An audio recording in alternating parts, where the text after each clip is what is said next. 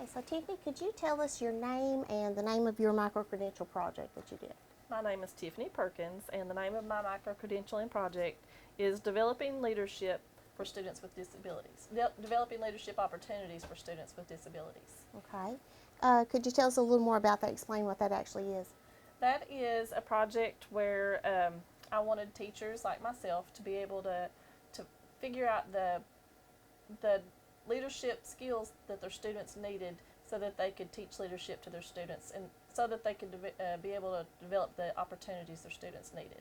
Okay, so if someone wanted to learn more about this and they wanted to actually do this micro-credential, what would an earner need to do to earn this micro-credential? An earner is going to first need to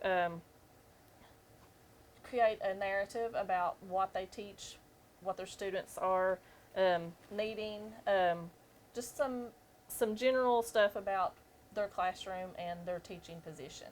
Okay, so what would it require them to do? What would they have to do in order to say they get this micro-credential? What are the requirements of your micro-credential that you wrote? The narrative is first.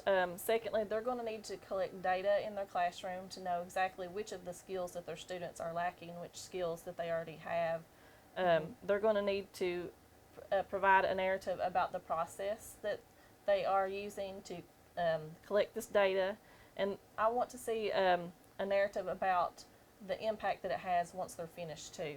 Okay, all right. So let's reflect upon this. When you developed this, how did this impact you as a teacher, as a professional?